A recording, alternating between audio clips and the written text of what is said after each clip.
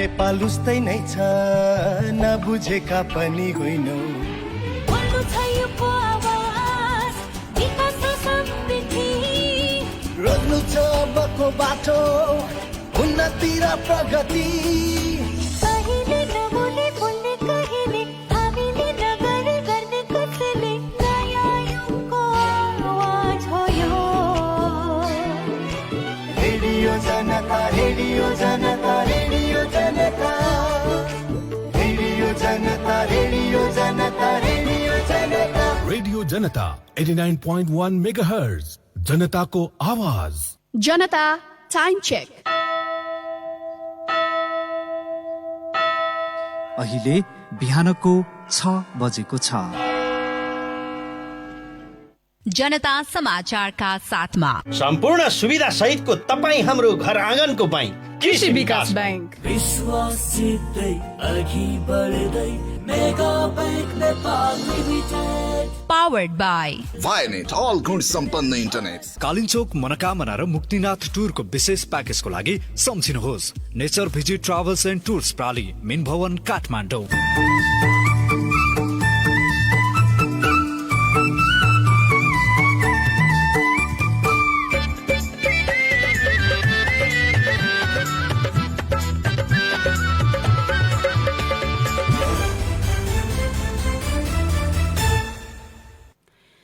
यो जनताको आवाज हो। बिहान 6 बजेको जनता समाचारमा स्वागत छ। म भगवती। सबैभन्दा पहिले प्रमुख समाचारका शीर्षकहरू।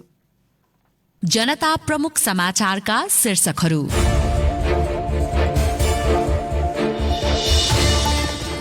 पार्टी अध्यक्ष र प्रधानमन्त्री दुवै पद नछाड्ने प्रधानमन्त्री ओलीको अडान। सचिवालयमा पेश भएको अध्यक्षद्वयको प्रस्तावलाई छलफलका लागि स्थायी कमिटी बैठकमा लैजाने नेकपाको निर्णय। काठमाडौँ उपत्यकामा 432 सहित देशभर 1024 जनामा कोरोना संक्रमण पुष्टि। थप 10 जना कोरोना संक्रमितको मृत्यु। कोरोना विरुद्धको खोप नेपाल ल्याउने सरकारको तयारी। पछिल्लो समय कृषिप्रति नागरिकको आकर्षण बढ्दो। च्याउ खेतीबाट वार्षिक 25 लाखसम्म आमदानी हुने कृषकको भनाई।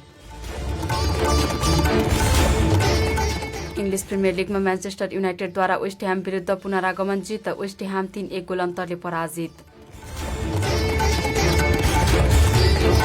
र सोमालियामा रहेका सबै अमेरिकी सेना फिर्ता गर्न अमेरिकी राष्ट्रपति ट्रम्पको आदेश। सेना फिर्ता बोलाउँदा अफ्रिकी क्षेत्रमा आतंकवादी गतिविधि छनै बढ्ने विज्ञको चेतावनी।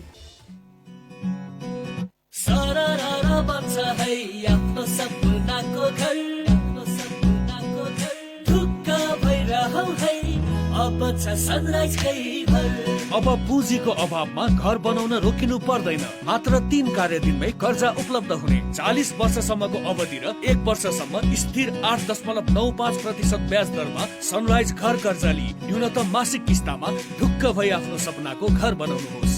हाल घर कर्जा उपभोग गरिरहनु भएका महानुभावहरूले समेत यस योजनाबाट लाभ लिन सक्नुहुनेछ। सनराइज बैंक लिमिटेड, हामी सँगसँगै। यहाँहरूको सेवामा मेगा बैंक प्रस्तुत गर्दछ मेगा विश्वास बचत खाता भर्जन 2020। वार्षिक ब्याज दर 5%, निशुल्क भिजा डेबिट कार्ड, निशुल्क मोबाइल ब्याङ्किङ, निशुल्क इन्टरनेट ब्याङ्किङका साथै लकर सुविधामा 25% छुट। क्रेडिट कार्ड तथा ट्राभल कार्डमा पनि 50% छुट सहित अन्य धेरै सुविधाहरू। त्यसैले आकर्षक प्रतिफल र अत्याधुनिक सेवा सुविधाका लागि आजै नजिकैको मेगा ब्याङ्कको शाखामा गई मेगा विश्वास बचत खाता खोल्नुहोस्। थप जानकारीका लागि मोबाइल नम्बर 9847 69 48 76 मा सम्पर्क गर्नुहोस्। विश्वासितै अघि बढ्दै मेगा बैंक नेपाल लिमिटेड।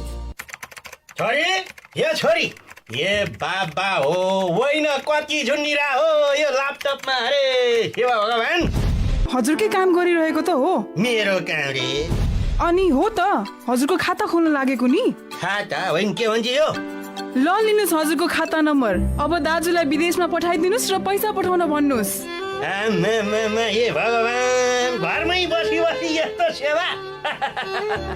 हो त कृषि विकास ब्याङ्कले जहाँबाट पनि खाता खोल्न सक्ने सुविधा ल्याएको छ नि।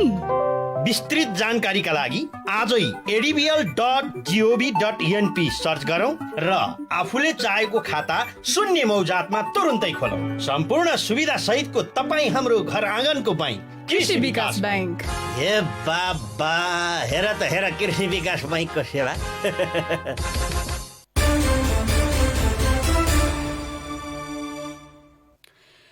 अब पूरा समाचार। नेपाल कम्युनिस्ट पार्टी नेकपाका अध्यक्ष तथा प्रधानमन्त्री केपी शर्मा ओलीले आफूले पार्टी अध्यक्ष र प्रधानमन्त्रीको पद नछाड्ने बताउनु भएको छ। हिजो बसेको नेकपा सचिवालय बैठकमा अध्यक्ष ओलीले आफूले पार्टी अध्यक्ष र प्रधानमन्त्री दुवै पद नछोड्ने अडान राख्नु भएको हो। बैठकमा पार्टीभित्रको संकट समाधानमा सहमति नजुटेपछि नेताहरूले दुवै प्रतिवेदन तल्ला कमिटिमा लगेर छलफल गर्दै निर्णयमा पुग्ने बताएका थिए। दुवै प्रतिवेदन स्थायी कमिटिमा जाने र बाहिर आए जस्तो प्रधानमन्त्री ओलीले दुई मध्ये एक पद छाड्नुपर्ने भन्ने भनाइप्रति संकेत गर्दै उहाँले दुवै पद नछाड्ने बताउनु भएको हो। यसैबीच सत्तारूढ दल नेपाल कम्युनिस्ट पार्टी नेकपाको विवाद अन्ततः स्थायी समितिमा पुग्ने भएको छ। हिजो बसेको सचिवालय बैठकले दुवै अध्यक्षको प्रतिवेदन र पार्टीभित्रको विवादबारे स्थायी समितिमै छलफल गर्ने निर्णय गरेको हो। एक रिपोर्ट। सत्तारूढ दल नेपाल कम्युनिस्ट पार्टी नेकपाको विवाद समाधानबारे अब स्थायी समितिमै छलफल हुने भएको छ। शनिबार बसेको नेकपा सचिवालय बैठकले अध्यक्षद्वय केपी शर्मा ओली र पुष्पकमल दाहालले यसअघि आपसी कटाक्ष सहित प्रस्तुत गर्नुभएको प्रतिवेदन स्थायी समितिमा लाने निर्णय गरेको हो। नेकपाले आइतबार स्थायी समिति बैठक बोलाएको छ। केन्द्रीय सचिवालयको बैठकले पूर्व निर्धारित भोलि 1 बजे स्थायी कमिटिको बैठक पार्टी केन्द्रीय कार्यालयमा धुम्बाराईमा नै हुने कुरालाई निश्चित गर्दै उक्त बैठकमा नै अब पार्टीको संकट र त्यसको निवारण सम्बन्धमा छलफल गरेर निष्कर्ष निकाल्ने प्रक्रिया अगाडि बढाइनेछ। अध्यक्षद्वयको फरक फरक प्रतिवेदनले नेकपाको विवाद बल्झिँदै गएको छ। अध्यक्षद्वयको आपसी कटाक्षयुक्त प्रतिवेदनले पार्टी एकता नै गम्भीर अवस्थामा पुगेपछि केही नेताहरूले त्यसलाई सचिवालयमै फिर्ता गरेर साझा प्रतिवेदन ल्याउन प्रयास गरेका थिए, तर त्यो प्रयास असफल भएको छ। अध्यक्षद्वय ओली र दाहाल बीच शनिबार सचिवालय बैठक बस्नु अघि संवाद समेत भएको थियो। दुई अध्यक्ष बीच 25 दिनपछि संवाद भएको हो। अध्यक्षद्वय ओली र दाहालको संवादपछि दुवैका प्रतिवेदनबारे सचिवालय बैठकमा छलफल भएको थियो। करिब 4 घण्टाको छलफलपछि पनि कुरा नमिलेपछि स्थायी समितिमै टुङ्ग्याउने निर्णय भएको हो। पार्टीको संकट निवारणको निम्ति पार्टीमा अहिलेसम्म प्रस्तुत भएका प्रस्तावहरू स्थायी कमिटिमा पेश गरेर छलफल हुनेछन्। नेकपाको 45 सदस्यीय स्थायी समितिमा अहिले 44 नेता छन्। नेकपामा निर्णायक अर्थात् अधिकार सम्पन्न मानिएको स्थायी समितिमा वरिष्ठ नेताद्वय माधव कुमार नेपाल तथा झलनाथ खनाल र उपाध्यक्ष वामदेव गौतमले साथ दिँदा दाहाल पक्षको बहुमत छ। स्थायी समिति बैठकले समेत प्रतिवेदन विवाद नटुङ्ग्याउने हो भने नेकपा झन संकटमा पर्ने स्थिति देखिएको छ।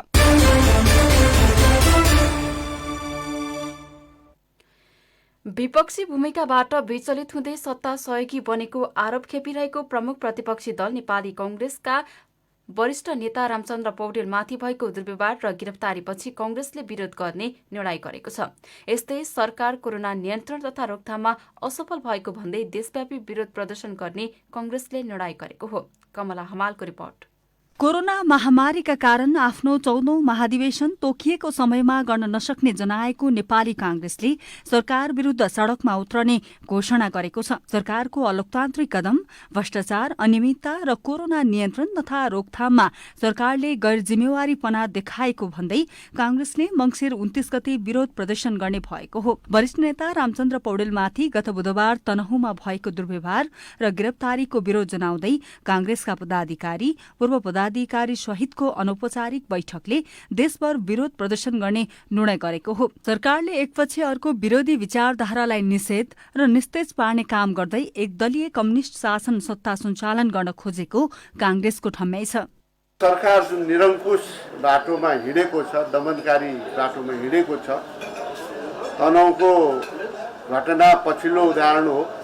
यसका विरुद्धमा सरकारले नेपाली कांग्रेसले 77 जिल्लामा विरोध प्रदर्शन गर्ने, सँगसँगै संसदको तत्काल बैठक बोलाएर यी तमाम विषयमा, राष्ट्रिय सरोकारको विषयमा छलफल गर्ने आवश्यकता हामीले महसुस गरेका छौं। यसैगरी संसद स्थगित भएको लामो समय भइसक्दा पनि संसद अधिवेशन बोलाउन सरकारले कुनै ध्यान नदिएकोमा पनि कांग्रेसले आलोचना गरेको छ। सड़क आन्दोलन मार्फत संघीय संसदको अधिवेशन बोलाउन माग गर्ने निर्णय पनि गरेको छ। रेटिङ तोड्ने कामहरू नगरिकन हामीले सबै तरिकाले भन्दाखेरि यो सरकारले सुनेन। हामीले भन्दा त के भन्थ्यो भने नेपाली जनताले यो विपक्षीको धर्म हो, विपक्षीले भनेको। तर आज उनैको पार्टीको अब अर्को वरिष्ठ नेता, अर्को कार्यकारी अध्यक्ष प्रचण्डजीले जो लगाएको लान्छना छ त्यो एकदम अत्यन्त सत्य लान्छना उहाँहरूकै पार्टीको मुखबाट आएको छ। पार्टीको महाधिवेशनको तयारीसँगै आन्दोलनका कार्यक्रम लिएर अघि बढ्ने नेताहरूको भनाइ छ। सत्तामा नेकपा हुने, सड़कमा राजावादी हुने, तर प्रमुख प्रतिपक्षमा रहेको नेपाली कांग्रेसको कहीँ कतै उपस्थिति नदेखिएपछि कांग्रेस उक्त निर्णयमा पुगेको हो। कांग्रेसले वैकल्पिक शक्तिको क्षमता प्रदर्शन गर्न नसक्ने हो भने व्यवस्थामाथि नै प्रहार हुने सम्भावना बढेको कांग्रेस नेता तथा कार्यकर्ताको बुझाइ छ।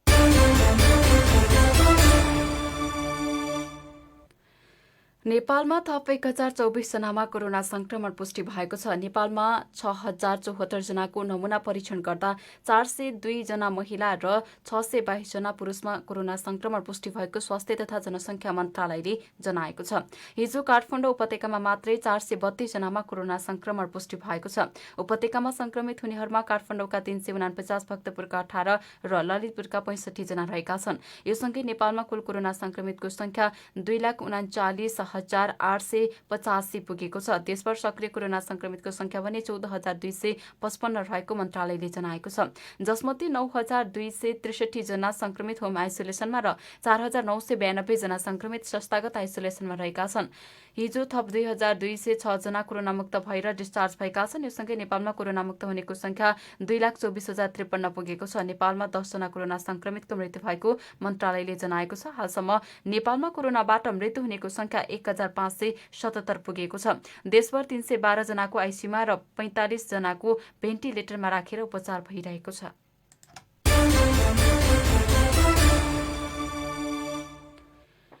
सरकारले कोरोना विरुद्धको खोप नेपालमा ल्याउने तयारी गरेको छ। विभिन्न देशमा अन्तिम परीक्षण भइरहेको खोप नेपालका 20% जनसंख्यालाई पुग्ने गरी ल्याउन तयारी गरिएको स्वास्थ्य तथा जनसंख्या मन्त्रालयले जनाएको छ। सुरुमा 20% जनतालाई खोप ल्याएपछि विस्तारै सबैलाई पुग्ने गरी खोप ल्याइने स्वास्थ्य मन्त्रालय अन्तर्गत खोप सेवा शाखाका प्रमुख डाक्टर झलक शर्मा गौतमले जानकारी दिनुभयो। नेपालमा खोप ल्याउनेदेखि लगाउनेसम्मको तयारीका लागि विभिन्न 8 उपसमिति समेत गठन गरिएको छ। अहिले रुसको फाइजर एन्ड बायोएन्टेक कम्पनी, अमेरिकाको मोडेर्ना, बेलायतको अक्सफोर्ड एक्ट्राजेनी लगायतका कम्पनीको खोप परीक्षणका क्रममा रहेका छन्। ती कम्पनीहरूको खोपलाई WHO ले मान्यता दिएपछि नेपालमा ल्याइने मन्त्रालयले जनाएको छ। गरिब तथा कम आय भएका मुलुकलाई कोभ्याक्स सुविधा अन्तर्गत खोप निशुल्क प्रदान गरिने WHO ले जनाएको छ। नेपालमा खोपका लागि आवश्यक रकम, खोप ल्याइसकेपछि भण्डारण, स्वास्थ्य कर्मीलाई तालिम दिने जस्ता काम अहिले भइरहेको मन्त्रालयका सहप्रवक्ता डाक्टर समीर कुमार अधिकारीले जानकारी दिनुभयो।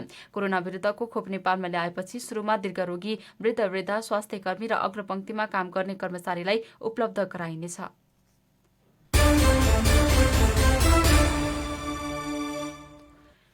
संयुक्त राष्ट्रसंघले गाँजालाई खतरनाक लागू औषधको सूचीबाट हटाएको छ। त्यसो त नेपालमा पनि प्रतिबन्धित लागू औषध गाँजालाई फुकुवा गर्नुपर्ने माग उठेको छ। यदि गाँजा फुकुवा गरेपछि नेपाली समाजमा कस्तो असर पर्ला त? रूपक कुलालको रिपोर्ट। संयुक्त राष्ट्रसंघले गाँजालाई खतरनाक लागू औषधको सूचीबाट हटाएको छ।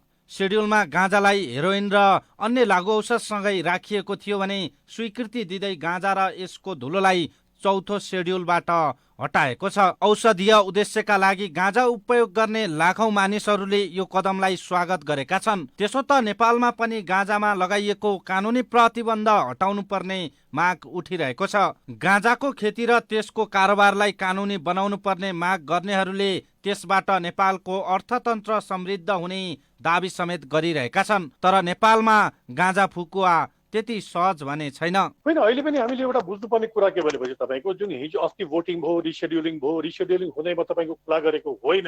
एउटा शेड्युलबाट अर्को शेड्युलमा सारेको हो र सारे तापनि एउटा सजिलो रूपमा तपाईँले कसरी बुझाइन्छु म, अहिले पनि नियन्त्रित रूपमा छ। त्यो कसरी हामीले हेर्नुपर्छ भने तपाईँको जुन शेड्युल 1 छ नि त्यसमा फेन्थनाइल जस्तो कडा प्रकारको औषधि पनि छ, जुन कि एकदमै कडा रूपमा नियन्त्रित औषधि हो होइन। त्यो समूहमा ल्याएर राखेको छ। त्यसले गर्दा हामीले के बुझ्नुपर्छ भने तपाईँको कम्प्लिटली खुला चाहिँ होइन। मल्लका अनुसार नेपाल को कानूनले औषधिका रूपमा गाँजालाई प्रयोग गर्न कतै रोकटोक गरेको छैन। यदि नेपालमा गाँजालाई खुल्ला रूपमा छोडेर त्यसको नियन्त्रणमा ध्यान नदिए युवा पुस्ताको ठूलो संख्या कुलतमा फस्न सक्ने र सामाजिक अपराध नियन्त्रण बाहिर जान सक्नेछ।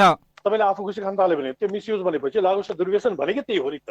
त्यसले गर्दा समस्या कहाँ आउँछ भने तपाईँको भोलि दिन जथाभावी गाँजा खाएर सबै गजडी हुन थाल्यो भने समाज हुन्छ नि के, त्यो एउटा हामीले कल्पना गरौँ। किनकि अहिले पनि एउटा नेपालको युवामा सबभन्दा ठुलो समस्या भनेको तपाईँको दुर्व्यसनको समस्या हो। लाखौं हाम्रो युवा जनसङ्ख्या जुन तपाईँको 15 देखि 25 छ, तिनीहरू दुर्व्यसनमा लागेको छ। त्यसलाई कसरी घटाउने र त्यो कसरी नियन्त्रण गर्ने ठुलो च्यालेन्ज छ। अब ओपन गरिदिएपछि एउटा च्यालेन्ज त्यहाँ आउँछ। गाँजालाई फुकुवा गरे यसको नियन्त्रण र नियमन नगरे अवस्था जटिल बन्न सक्ने र नेपाललाई लागु औषधको केन्द्र बनाउन सक्नेतर्फ सचेत हुनुपर्ने विज्ञहरूको सुझाव छ। जनता समाचारमा अब पालो ब्रेकको। यो घरमा कोरोना संक्रमित बस्छन्, त्यहाँ कोही नजानु है, कोरोना भाइरस सर्ला फेरि। ए भाइ, किन यसरी हल्ला गर्दैछौ? कोरोना संक्रमित हुँदैमा यसरी हल्ला नै गर्नुपर्छ? जोगाउनु परेन सबैलाई अर्काको पूर्वजन्म र कुकर्मको फल हामी सबैले किन भोग्नु? कोरोना एक महामारी हो, कुनै पूर्वजन्मको फल होइन। पूर्वजन्ममा कसले के पाप गरेको थियो कसलाई के थाहा? त्यसैले कोही कोरोना संक्रमित भइहाल्दैमा यसरी अफेलना गर्नु हुँदैन है। कोरोना महामारी एक सरुवा रोग हो। सजगता र सावधानी नअपनाए जो कसैलाई पनि यो संक्रमण हुन सक्छ। त्यसैले संक्रमितलाई अपहेलना नगरौं। कोरोनाबाट आफू पनि बचौं र अरूलाई पनि बचाऊ। अन्तर्धार्मिक शान्ति महासंघ र संस्थागत विकास सञ्जालको साझेदारीमा जनहितमा जारी सन्देश। विदेशबाट आयामी गरेको पैसा सिधै तपाईको मोबाइलमा लिन मिल्छ। अहिलेको अवस्थामा बाहिर गएर पैसा निकाल्न त्यति सजिलो छैन। त्यसैले आफ्नो मोबाइल निकाल्नुहोस्, आइएमई पे डाउनलोड गर्नुहोस् अनि घर बसी बसी आफ्नो रकम प्राप्त गर्नुहोस्। विदेशबाट आइएमई गरेको रकम प्राप्त गर्न आफ्नो मोबाइल फोनमा आइएमई पे डाउनलोड गर्नुहोस्। अब आइएमई गरौँ, आइएमई पे मा प्राप्त गरौँ सजिलै।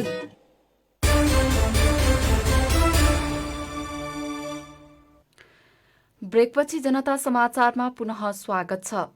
कोरोना महामारीको कारण बन्द गरिएको नियमित पर्वतीय उडान करिब 8 महिनापछि शनिबारदेखि सुरु भएको छ। महामारीको कारण विदेशी पर्यटक नभए पनि आन्तरिक पर्यटकलाई लक्षित गर्दै निजी क्षेत्रका ठूला वायु सेवा कम्पनी बुद्ध एयर र यति एयरलाइन्सले पर्वतीय उडान सुरु गरेका हुन्। बुद्ध एयरले हिजो एक ATR 72 र 2 ATR 42 जहाज मार्फत 3 उडान गरेको छ। यस्तै यति एयरलाइन्सले एक ATR 72 र एक जेट स्ट्रिम जहाजबाट 92 यात्रुलाई पर्वतीय उडान गराएको कम्पनीले जनाएको छ। यति एयरलाइन्सले 8,848 रुपियाँमा एक टिकट किन्दा अर्को सित्तैमा दिने प्याकेज ल्याएको कारण माग बढेको यति एयरलाइन्सका प्रवक्ता सुदर्शन बर्तौलाले जानकारी दिनुभयो। सगरमाथा हेर्ने हामीले प्याकेजहरू ल्याएका छौँ र 8,848 तिरेपछि 2टा टिकट उहाँहरूले पाउनुहुनेछ र एकजना मात्रै जान चाहनुहुन्छ र झ्यालको सिट मात्रै उहाँहरूले प्रयोग गर्न चाहनुहुन्छ भने 7,848 मा उहाँहरूले त्यो पनि हामीले अप्सन राखेका छौँ, त्यो पनि उहाँहरूले खरिद गरेर जान सक्नुहुन्छ। पर्वतीय उडानमा सहभागी भएका यात्रुहरूले नजिकैबाट हिमाल देख्न पाउँदा खुसी लागेको बताएका छन्। हिजो पर्वतीय उडानमा जानुभएका ललितपुर महानगरपालिकाका नगर प्रहरी प्रमुख सीताराम हाछेथुले सस्तोमा पर्वतीय उडान गर्न पाउँदा खुसी लागेको बताउनुभयो। एकदम राम्रो छ र यति एयरलाइन्सको जुन सहयोग गर्नुभएको हो, उहाँहरूले जुन अब 8,500ले 2जना मान्छे जान पाउने जुन सुविधा दिनुभएको खुसी लाग्यो मलाई र उहाँको सर्भिस पनि राम्रो छ। यति एयरलाइन्सको हिमालयहरू पनि एकवटा हिमालयहरूको पनि उहाँहरूले म्याकिङ गरेर देखाउनु भयो। उहाँहरूले त्यो पनि राम्रो, त्यो प्लेनबाट पनि हिमाल पनि नजिकै, जस्ट हामी अगाडि त्यही प्लेनको हिस्साबाट नजिकै जस्तो लाग्यो मलाई। एयरलाइन्सहरूले यात्रुहरूको माग बढ्दै गए उडान संख्या बढाउँदै जाने बताएका छन्।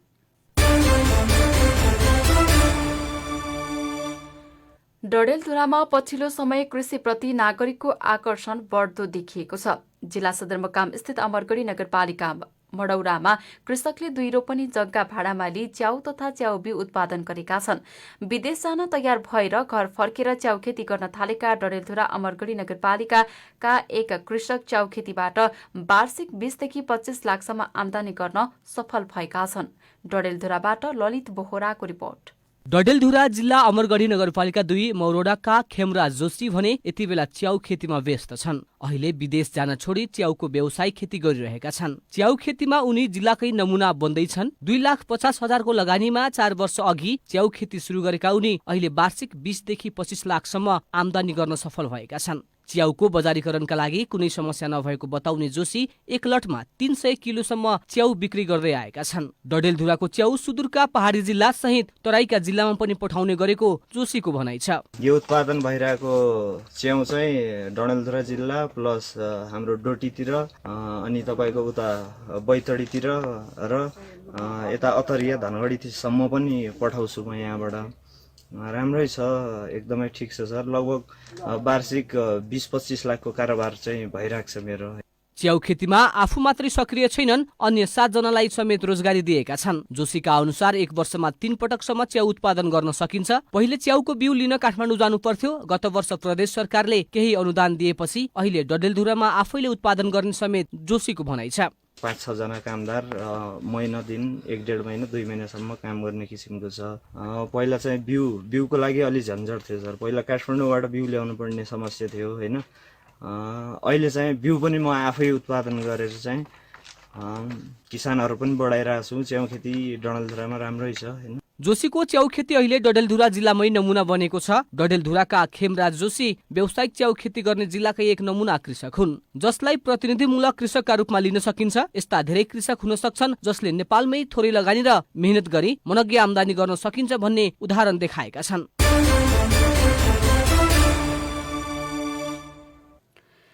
संघीय र प्रदेश सरकार तथा जिल्ला सहकारी संघको लापरवाहीको कारण सप्तरीको राजविराज नगरपालिकामा निर्माणाधीन सहकारी कोल्ड स्टोर निर्माण कार्य रोकिएको छ। गत जेष्ठमै निर्माण सम्पन्न हुनुपर्नेमा 1 वर्ष म्याद थप भए पनि भुक्तानी दिन आलटाल भइरहँदा सहकारी कोल्ड स्टोर निर्माण कार्य अलपत्र हुने अवस्थामा पुगेको हो। सप्तरीबाट विद्यानन्द रामको रिपोर्ट। कृषकद्वारा उत्पादित कृषि उपजहरू खेर जाने गरेका समस्यालाई समाधान गर्न कुल 31,05,33,775 रुपियाँको लागतमा सप्तरीको राजविराज नगरपालिका 15 देउरी भरुवामा सहकारी शीत भण्डार कोल्ड स्टोर निर्माण कार्य थालिएको थियो। संघीय सरकारले 60, प्रदेश सरकार र जिल्ला सहकारी संघले 20% लगानी गर्ने गरी 2075 पुस 16 गते सम्झौता भएर थालिएको कोल्ड स्टोर निर्माण कार्य गत जेष्ठमै सम्पन्न हुनुपर्ने थियो। तर संघीय र प्रदेश सरकार तथा जिल्ला सहकारी संघले भुक्तानी गर्न गरिरहेको आलटालका कारण तोकिएको म्यादभित्र 30% मात्र कार्य भएर रोकिएको छ। अहिले 1 वर्ष म्याद थप भएको 6 महिना बित्न लाग्दा पनि तीनवटै पक्षले भुक्तानीमा देखाइरहेको उदासीनताका कारण निर्माण कार्य सुरु हुन सकेको छैन। निर्माण गर्ने ठेक्का पाएका आशिष ओम साईराम जेबी साधोबाटो ललितपुरले पहिलो किस्ताकै 52 लाख रुपियाँ तथा तेस्रो रनिङ बिलमा पनि 3 करोड 68 लाख रुपियाँ भुक्तानी नदिएकाले निर्माण कार्य रोकिन बाध्य भएको निर्माण कम्पनीको भनाइ छ। 75 बिलमा चाहिँ अहिले पनि 52 लाख रुपियाँ त्यो भुक्तानी पाउने बाँकी छ हामी कन्ट्राक्टरलाई। त्यस पछाडि 76 को आर्थिक मसानसम्म हामी बिल पेश गर्दाखेरि 3 करोड 68 लाखको बिलमा अहिलेसम्म हाल 1 रुपियाँ पनि प्राप्त नभएको अवस्थामा कन्ट्राक्टरले बाध्य भएर काम बन्द गर्नुपर्ने अवस्था सिर्जना भइसकेको छ। सम्झौता अनुसार संघीय सरकारले 18 करोड 63 लाख तथा प्रदेश र सहकारीले 6 करोड रुपियाँ बेहोर्नु पर्नेछ, जसमध्ये हालसम्म संघीयले 6 करोड, प्रदेशले 1 करोड र सहकारी संघले 60 लाख रुपियाँ भुक्तानी भइसकेको जिल्ला सहकारी संघले जनाएको छ। यसमा वास्तविकता के छ भने निर्माण व्यवसायको भनेको हामीले गरेको कामको चाहिँ बिल भुक्तानी हुनु पर्यो। यदि तपाईहरूले हाम्रो बिलको भुक्तानी गर्नुहुन्न भने त हामी त मुख जोडेर त बस्दैनौँ, हामी जो चाहिँ काम चाहिँ गर्न सक्दैनौँ। या त हामीले ठेक्का तोड्नुपर्छ या त हामीलाई चाहिँ बिल भुक्तानी हुनुपर्छ भनेर उहाँ चाहिँ मौखिक रूपमा बराबर भनिरहेछ। भुक्तानीमा ढिलाइ हुँदा निर्माण कम्पनीले ठेक्का सम्झौता खारिज गर्न पत्रचार समेत गरिसकेकाले कोल्ड स्टोर निर्माण कार्य अल्पत्र हुन सक्ने सम्भावना बढेको छ।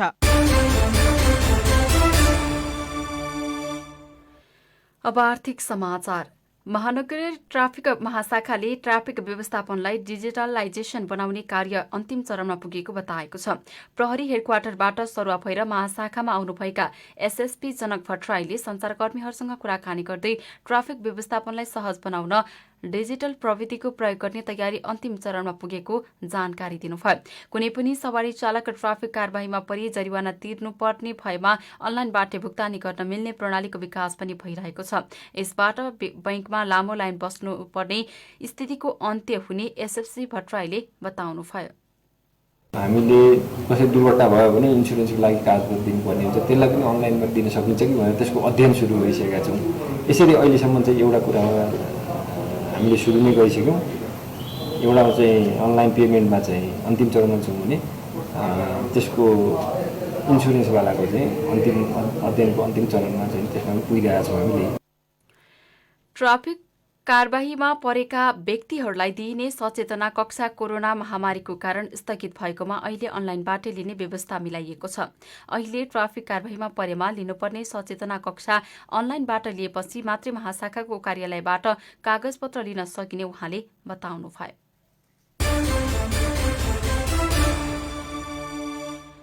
अब खेल समाचार। इङ्ग्लिस प्रिमियर लिग फुटबलमा म्यान्चेस्टर युनाइटेडले वेस्ट ह्याम विरुद्ध पुनरागमन जित निकालेको छ। गैराती भएको खेलमा युनाइटेडले वेस्ट ह्याम विरुद्ध पुनरागमन गर्दै 3-1 गोल अन्तरको शानदार जित निकालेको हो। वेस्ट ह्यामको मैदानमा 1 गोलले पछि परे पनि युनाइटेडले उत्कृष्ट पुनरागमन गरेको थियो। पहिलो हाफको 38औं मिनेटमा थोमस सौसेकले गोल गर्दै वेस्ट ह्यामलाई अग्रता दिलाएका थिए, तर खेलको 65औं मिनेटमा पावल पोग्बाले गोल गर्दै युनाइटेडलाई 1-1 गोलको बराबरीमा ल्याएका थिए। खेलको 68औं मिनेटमा मासन ग्रिनवुडले गोल गर्दै युनाइटेडलाई 2-1 ले अग्रता दिलाएका थिए। खेलको 78औं मिनेटमा मार्कस राशफोर्डले गोल गर्दै युनाइटेडलाई 3-1 को जित दिलाएका हुन्। जितसँगै युनाइटेड लिगको चौथो स्थानमा उक्लिएको छ। युनाइटेडले 10 खेलमा 19 अङ्क जोडेको छ। पराजित वेस्ट ह्याम 17 अङ्क जोडेर 7औं स्थानमा छ।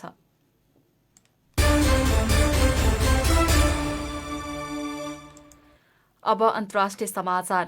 अमेरिकी राष्ट्रपति डोनाल्ड ट्रम्पले सोमालियामा रहेका सबै अमेरिकी सेना फिर्ता गर्न आदेश दिएका छन्। आगामी जनवरी 25 तारिकसम्ममा सोमालियामा रहेका अमेरिकी सेनालाई फिर्ता गरिने अमेरिकी रक्षा मन्त्रालय पेन्टागनले जनाएको छ। सोमालियामा करिब 700 को संख्यामा अमेरिकी सेना रहेको बीबीसीले जनाएको छ। अमेरिकी सेनाले सोमालियाको सरकारलाई आतंकवादी समूह अल शबाब र इस्लामिक स्टेटसँगको लडाईँमा साथ दिइरहेको छ। सोमालियामा रहेका केही सैनिकहरूलाई छिमेकी देशको अन्तर्सीमा अपरेसनमा परिचालन गरिने अमेरिकी रक्षा अधिकारीहरूले बताएका छन्। यसअघि राष्ट्रपति ट्रम्पले अफगानिस्तान र इराकमा पनि अमेरिकी सेनाको संख्या कटौती गर्न आदेश दिइसकेका छन्। आदेशसँगै राष्ट्रपति ट्रम्पले पूर्व अमेरिकी रक्षा मन्त्री मार्क एस्परको नीति पनि उल्टाइदिएका छन्। विश्व मामिलाका केही विज्ञहरूले भने सोमालियामा अमेरिकी सेना फिर्ता बोलाउँदा अमेरिकी क्षेत्रमा आतंकवादी गतिविधि झन बढ्ने चेतावनी दिएका छन्। सोमालियाका सांसदले पनि अमेरिकी सेना फिर्ता जाँदा मुलुकमा आतंकवादी समूहको गतिविधि झन बढ्ने र हिंसा चर्कने बताएका छन्।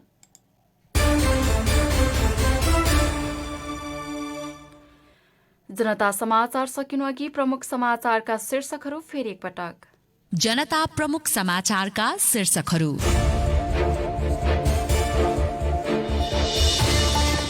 पार्टी अध्यक्ष र प्रधानमन्त्री दुवै पद नछाड्ने प्रधानमन्त्री ओलीको अडान। सचिवालयमा पेश भएको अध्यक्षद्वयको प्रस्तावलाई छलफलका लागि स्थायी कमिटी बैठकमा लैजाने नेकपाको निर्णय। काठमाडौँ उपत्यकामा 432 सहित देशभर 1024 जनामा कोरोना संक्रमण पुष्टि। थप 10 कोरोना संक्रमितको मृत्यु। कोरोना विरुद्धको खोप नेपाल ल्याउने सरकारको तयारी। पछिल्लो समय कृषिप्रति नागरिकको आकर्षण बढ्दो। च्याउ खेतीबाट वार्षिक 25 लाखसम्म आम्दानी हुने कृषकको भनाई। इङ्ग्लिस प्रिमियर लिगमा म्यान्चेस्टर युनाइटेडद्वारा वेस्ट ह्याम विरुद्ध पुनरागमन जित। वेस्ट ह्याम 3-1 गोल अन्तरले पराजित। र सोमालियामा रहेका सबै अमेरिकी सेना फिर्ता गर्न अमेरिकी राष्ट्रपति ट्रम्पको आदेश। सेना फिर्ता बोलाउँदा अफ्रिकी क्षेत्रमा आतंकवादी गतिविधि झनै बढ्ने विज्ञको चेतावनी। जनता समाचार अहिलेलाई यति नै। हामी बिहान 8 बजेहरूको बुलेटिनका साथ उपस्थित हुनेछौँ। तपाईँ रेडियो जनताका समाचार र कार्यक्रम हाम्रो वेबसाइट जनतासमाचार.com, युट्युब र फेसबुकका साथै मोबाइल एप हाम्रो पात्रमा पनि सुन्न सक्नुहुनेछ। सुनिरहनुहोस् जनताद्वारा जनताका लागि प्रसारित रेडियो जनता 89.1 जनताको आवाज। नमस्कार।